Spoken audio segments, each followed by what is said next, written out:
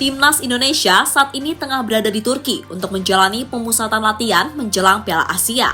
Mereka akan berada di sana sampai awal tahun mendatang sebelum akhirnya berangkat ke Qatar. Namun keputusan timnas itu ternyata mendapatkan atensi dari media Irak dan Vietnam. Bukannya waspada, mereka malah menilai apa yang dilakukan oleh Indonesia adalah sesuatu yang sia-sia. Lantas apa alasannya? Berikut ini adalah jawabannya.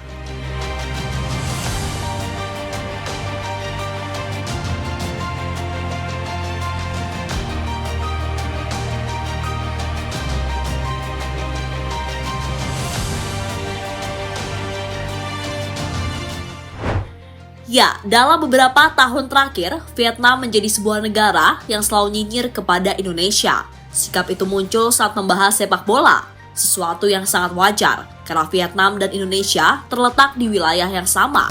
Sehingga hal itu memungkinkan kedua negara tersebut hampir selalu bertemu, entah itu di ajang Piala AFF maupun SEA Games. Dalam beberapa pertemuan itu, hampir dipastikan pertandingannya akan berjalan panas. Penyebabnya adalah saat para pemain Vietnam bermain curang kepada Indonesia, sesuatu yang membuat para pemain Indonesia akhirnya tidak terima.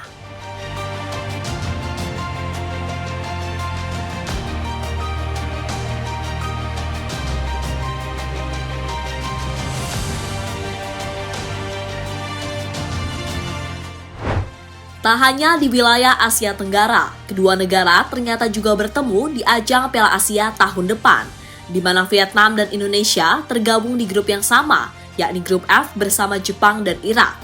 Di grup tersebut, Indonesia tentu menjadi tim yang terlemah, karena dari segi ranking FIFA, mereka juga menjadi yang terendah. Untuk rekor pertemuannya pun sama, karena Indonesia lebih sering mengalami kekalahan.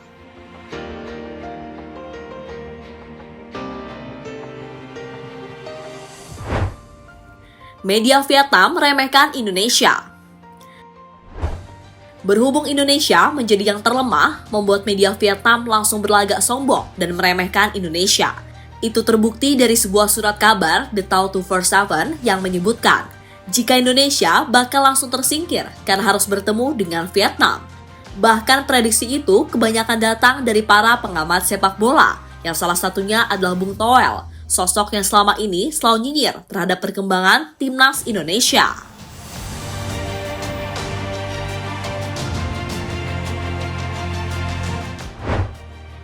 Irak juga meremehkan Indonesia. Tak hanya Vietnam, Irak ternyata juga meremehkan Indonesia. Bedanya, mereka lebih menyoroti TC yang dilakukan oleh timnas di negara Turki. Menurut mereka, itu adalah TC yang sia-sia. Irak beralasan karena Indonesia percuma melakukan persiapan sekeras itu, kalau ujung-ujungnya tetap kalah saat melawan mereka. Anggapan itu muncul karena di pertandingan sebelumnya, Irak mampu mengalahkan Indonesia dengan skor 5-1. Bahkan parahnya, Indonesia hanya dianggap sebagai tim penggembira di ajang Piala Asia nanti.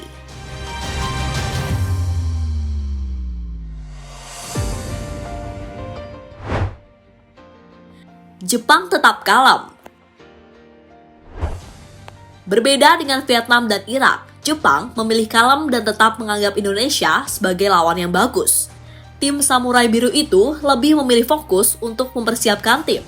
Hal itu diungkapkan oleh Hajime Moriyasu sebagai pelatih kepala. Saya bersyukur dan bahagia tim nasional bisa bermain mulai tahun baru.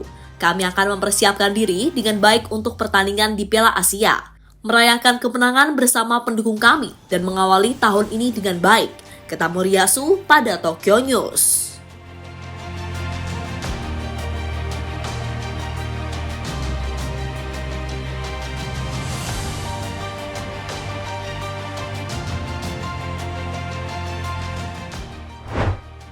Sinteyong targetkan 16 besar.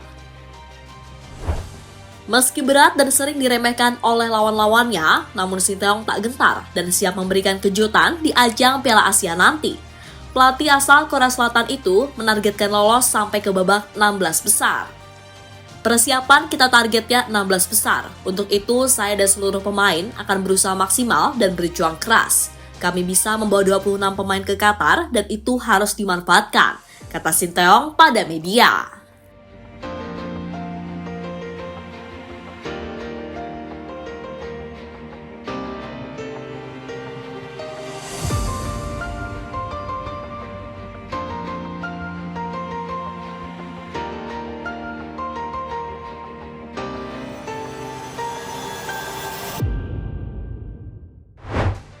Lebih lanjut, sebelum terjun ke Piala Asia, Indonesia rencananya akan melakukan beberapa uji coba.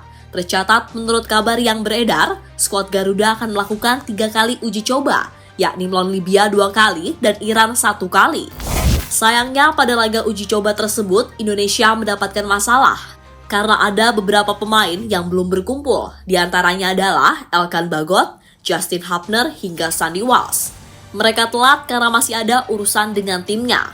Sementara Jordi Amat juga belum terlihat di latihan timnas, padahal Liga Malaysia juga sudah selesai. Usut punya usut, pemain kelahiran Spanyol itu tampaknya meminta izin untuk beristirahat beberapa waktu, karena sebelumnya ia menjalani jadwal yang cukup padat bersama Johor Darul Takzim.